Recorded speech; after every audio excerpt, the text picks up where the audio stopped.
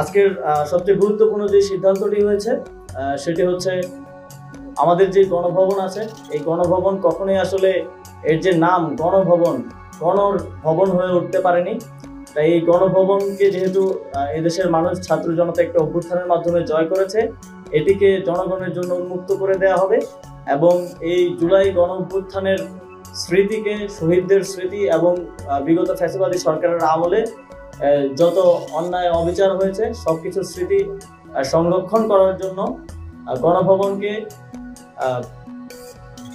জুলাই গণ অভ্যুত্থান স্মৃতি জাদুঘর হিসেবে প্রতিষ্ঠা করা হবে এবং খুব দ্রুতই এটা নিয়ে কার্যক্রম শুরু হবে। গণভবন যেই অবস্থায় আছে, জনগণ যেভাবে এটিকে অধিকার করেছে, এটিকে বিজয় করেছে, ঠিক সেই অবস্থাতেই রাখা হবে।